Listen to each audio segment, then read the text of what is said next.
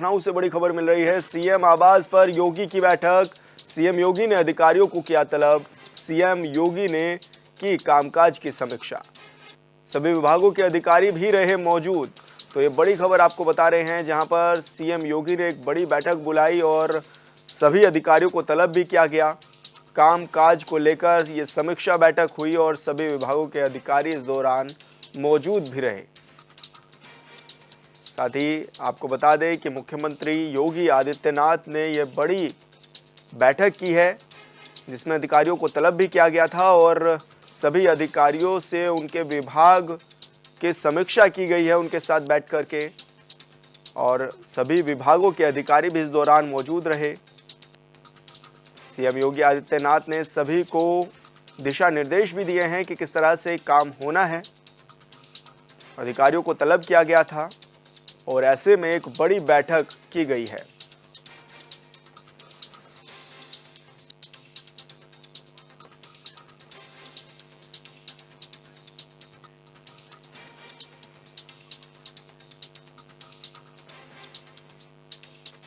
और लखनऊ से इब्ने हसन जैदी हमारे संवाददाता हमारे साथ जुड़ गए हैं। इब्ने, क्या कुछ बताया जा रहा है? सीएम ने बड़ी बैठक बुलाई जिसमें अधिकारियों को तलब भी किया गया।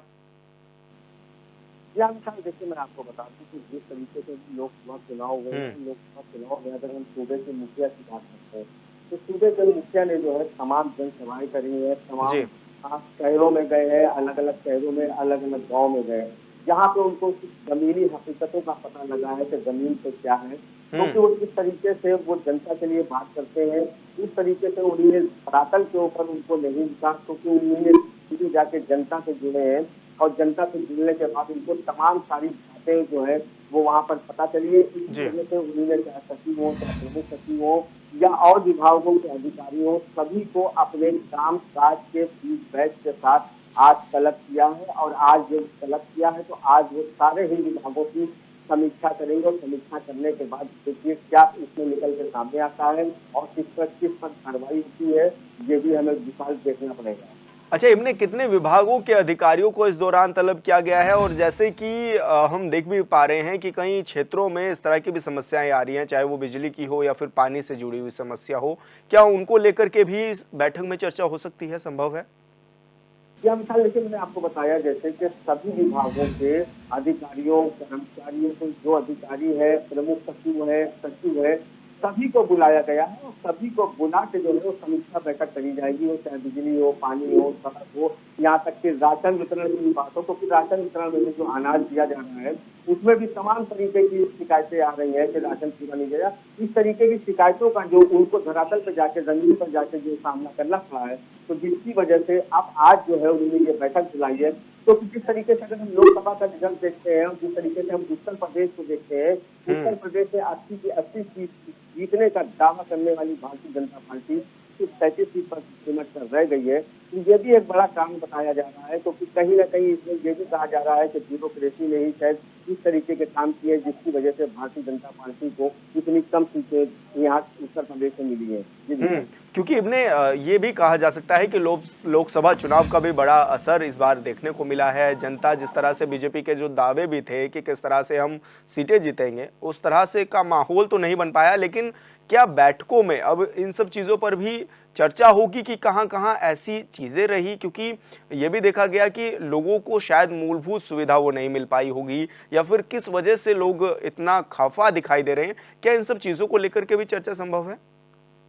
जी हाँ, बिल्कुल। इस वजह से कोई शक नहीं है कि जो हार हुई है तो हार के कारणों पर समीक्षा जरूर होगी और समीक्षा करी जाएगी। डबल इंजन की सरकार थी और यूपी में बहुत बड़े बड़े दावे भी किए जा रहे थे, बड़े बड़े कामों के दावे किए जा रहे थे, सबका साथ सबका विकास की बात करी थी, गड्ढा मुक्त की बात की जा रही थी। लेकिन जिस तरीके से अगर जमीन की बात करते हैं, धरातल की बात करते हैं, तो धरातल से उस तरीके से नहीं काम हो रहा था और इसमें कहीं ना कहीं इसका भी नतीजा भारतीय जनता पार्टी को जो है वो झेलना पड़ा है। जनता का आक्रोश झेलना पड़ा है, चाहे वो सड़क हो, चाहे वो बिजली हो, चाहे वो पानी हो, चाहे वो बेरोजगारी हो, चाहे वो महंगाई हो, सभी पर जो है जनता नाराज थी। जिसकी वजह से अगर हिंदी पट्टी की हम बात करते हैं, उत्तर प्रदेश की बात करते हैं, तो उत्तर प्रदेश वो जगह है जहाँ से 80 लोकसभा सीटें आती है और यहीं से वो रास्ता जो है वो लोकसभा दिल्ली के लिए तक जाता है और वहीं पर जिसमें से किसी सीटें पाई थी, अब वो अगर कैसी सीट पर आ रही है, जबकि यहाँ पर जो भी सरकार है उसके बावजूद भी अगर इतनी सीटें घट रही है तो जाहिर सी बात है कि जनता में कहीं ना कहीं जरूर नाराजगी है और जो वो चाहती थी जनता शायद उसको नहीं मिला है। सबसे बड़ी बात तो आप मिसाल यही देखिए, यहाँ के अयोध्या की सीट भारतीय जनता पार्टी हम्म। हार गई है, जहाँ पे वो कहती थी और ये गाना चलता था कि राम को लाए हैं, हम उनको लाएंगे और अयोध्या में राम मंदिर का भव्य राम मंदिर का निर्माण जो है वो अयोध्या के अंदर हुआ है और उसके बावजूद भी अगर बात समाजवादी पार्टी की है तो जाहिर सी बात है इस पर सवाल जरूर उठेंगे और प्रश्न चिन्ह भी जरूर लगेगा। और एक चीज और बता दें आपको विशाल कि जिस तरीके से आज समीक्षा बैठक हो रही है तो कहीं ना कहीं ये भी कयास लगाए जा रहे हैं कि हो सकता है बैठकों के बाद, क्योंकि आज शाम को ही योगी आदित्यनाथ को दिल्ली भी निकलना है और हम्म। दिल्ली जाकर बैठक में वो वहाँ शामिल होंगे, बैठक में शामिल होंगे वहाँ। और दिल्ली जाने के बाद आने के बाद जो है और जब 7 तारीख की या 8 तारीख को अगर लोकसभा गठित होती है, इससे नया मंत्रिमंडल का विस्तार हो जाता है, तो उसके बाद हमें जो है लखनऊ में भी हो सकता है मंत्रिमंडल में फेरबदल देखना पड़े। ये भी सारे क्योंकि इब्ने देखिए, साफ तौर पर ये देखा भी जा रहा है कि सीटें इस बार भले ही कम हुई हों, लेकिन अभी आचार संहिता भी लगी हुई थी 6 तारीख तक, हालांकि आज उसको समाप्त कर दिया जाएगा। तो ऐसे में क्या राज्य के जो कामकाज हैं उनको लेकर के गंभीर नजर आ रहे हैं सीएम योगी, और यही वजह है कि जैसे ही ये काउंटडाउन शुरू हुआ उन्होंने तुरंत अधिकारियों की सबसे पहले बैठक बुलाई है। बिल्कुल, क्योंकि देखिए सीधी सी बात है कि आपके सामने कोई चीजें नहीं आएंगी, जब आपके शहरों शहरों गाँव गए हैं तो आपके सामने जनता की समस्याएं आई हैं, आपकी जनता की समस्याएं देखी है, जनता की समस्याओं को आपको सुना है। तो अब इसी वजह से ये बैठक बुलाई गई और बैठक बुलाने के बाद जाहिर सी बात है क्योंकि अगर 2029 या चुनाव होना तो इसके लिए अब जो कमियां रह गई है या जो इनके सामने आई है या जो जनता की मूलभूत सुविधाएं, तो वो सारी सुविधाएं हो सकता है कि ये सारी सुविधाएं उनको दी जाए और कामों में अब हमें हो सकता है प्रगति दिखाई दे। इमने सभी जो निर्वाचित सांसद हैं उनको दिल्ली भी बुलाया गया है, कल एक बड़ी बैठक भी होनी है, इसके लिए क्या कुछ प्लानिंग है? क्या सांसद रवाना होना शुरू हो गए हैं दिल्ली के लिए? देखिए सांसदों को, सारे सांसदों को भी बुलाया जा रहा है क्योंकि अभी तक अगर हम बात करें तो जिस तरीके से अगर नीतीश कुमार और चंद्रबाबू नायडू की बात की जाती है और नीतीश कुमार के बारे में जैसा कि सभी भली भांति जानते हैं कि नीतीश कुमार का किस तरीके का रवैया रहा है, तो इसको देखते हुए जो है भाजपा कोई दूर कसर छोड़ना नहीं चाहती है, इसलिए उसने अपने सारे सांसदों को भी बुला दिया है ताकि सांसद वहाँ पहुंच रहे हैं। आज शाम को 5 बजे जो है योगी जी भी वहाँ दिल्ली पहुंच रही है, सारे सांसदों को बुला के बैठक करी जाती है, दावा पेश करना है, दावा पेश करने के बाद तुरंत ही सरकार बनाने की बात की जाती है। 8 तारीख को हो सकता है कि शपथ ग्रहण समारोह भी हो जाए और मोदी जी जो है वो तीसरी बार प्रधानमंत्री पद की शपथ ग्रहण करेंगे, क्योंकि जिस तरीके से अगर विपक्ष की बात देखी जाए तो 237 जो कुछ सीटें लाए तो वो भी कहीं ना कहीं उनके नेताओं के ये बयान आ रहे हैं कि हम भी किसी हद तक जा सकते हैं और किसी हद तक जाने की जो बात है तो वो कहीं ना कहीं थोड़ा ना थोड़ा शक पैदा जरूर कर रही है। इसके लिए भारतीय जनता पार्टी भी कोई जोर कसर छोड़ना नहीं चाहती है, वो भी अपने लोगों को इकट्ठा करके रणनीति तैयार करके सरकार जल्द से जल्द बनाने की कोशिश कर रही है। बिल्कुल इब्ने, बहुत बहुत शुक्रिया आपका तमाम जानकारी साझा करने के लिए। बागपत के बनोली क्षेत्र में 7 साल की मासूम बच्ची की हत्या कर दी गई। सूचना पर पहुंची पुलिस ने बच्ची के शव को पोस्टमार्टम के लिए भिजवा दिया गया है और मामले की जांच भी शुरू कर दी है। बताया गया कि बच्ची मस्जिद में पढ़ने के लिए गई थी, लेकिन काफी देर बाद जब घर नहीं लौटी तो परिजनों ने बच्ची की तलाश करना शुरू कर दिया और उसका शव एक मकान के पीछे पड़ा हुआ मिला।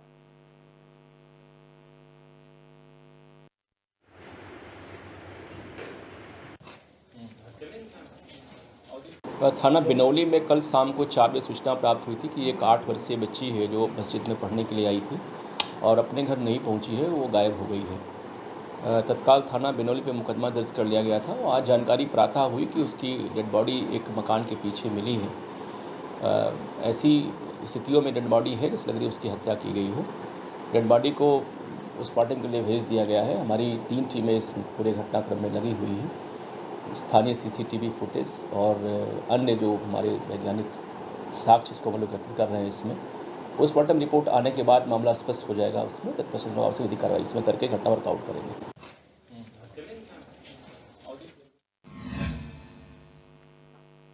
और संवाददाता हैदर मलिक हमारे साथ जुड़ चुके हैं। हैदर, क्या कुछ ये पूरा मामला था और पुलिस ने क्या कुछ कार्रवाई भी की है अभी तक पूरे मामले में?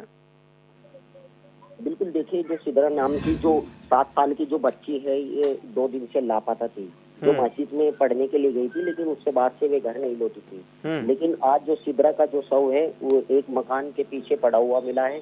बच्ची का रुपट्टे से गले बंधा हुआ मिला है, जिससे परिजन और पुलिस आशंका जता रही है कि बच्ची की गला दबाकर हत्या की गई है। हत्या की किसने की है, क्यों की है, ये अभी स्पष्ट नहीं हो पाया है। फिलहाल पुलिस ने जो है पोस्टमार्टम रिपोर्ट का इंतजार कर रही है। उसके बाद ही पुलिस काफी हद तक हत्या का कारण स्पष्ट करने की बात कर रही है। फिलहाल घटना के पीछे मोटिव पुलिस को पता नहीं लगा है। हत्यारे कौन है और क्यों घटना को अंजाम दिया गया है, इस पर भी पुलिस जांच कर रही है। जांच के बाद पुलिस कार्रवाई करने की बात कर रही है जी। तो क्या परिजनों ने भी किसी पर आरोप लगाया है कि क्या कुछ व्यक्ति कौन हो सकता है ऐसी घटनाओं को अंजाम देने के लिए?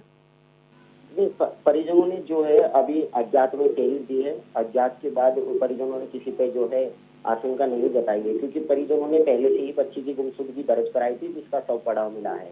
परिजनों को कोई नहीं, लेकिन इस पर आशंका हो सकती है कि बच्ची की किसी ने जो है पुरानी रंजिश के चलते हत्या न कर दी, क्योंकि बच्ची के परिवार से किसी की रंजिश हो सकती है, क्योंकि मासूम सी बच्ची से किसी की रंजिश नहीं हो सकती, लेकिन परिवार के लोगों से रंजिश की इसमें आशंका हो सकती है। बिल्कुल हैदर, बहुत बहुत शुक्रिया आपका तमाम जानकारी साझा करने के लिए।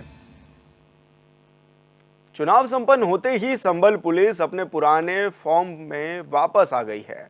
इसी के चलते नखासा थाना क्षेत्र में पुलिस ने गोकश बदमाशों को घेर लिया।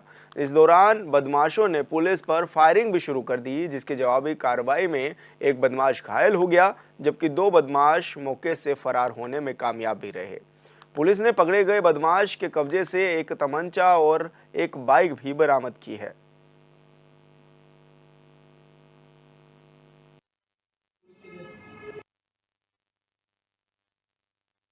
एक गौकश अपराधी अयान उर्फ मूसा सन ऑफ इस्माइल निवासी हिलाली सराय थाना नखासा अपने 2 अन्य साथियों के साथ गौकशी के कृत्य को कारित करने के लिए जा रहा है। इसी सूचना पर पुलिस द्वारा गाड़ाबंदी की गई, तो यह अपने साथियों के साथ जाता हुआ दिखाई दिया, जिसे रोकने की कोशिश की गई, तो इसके द्वारा पुलिस पार्टी पर फायरिंग की गई। जब फायरिंग में इसके पैर में गोली लगी है, जिसे हॉस्टल भेज दिया गया है, जहां वह उपचाराधीन है। इसके 2 अन्य साथियों की भी तलाश की जा रही है। शीघ्र ही उसे भी गिरफ्तार करते हुए कठोर विधि कार्रवाई की जाएगी।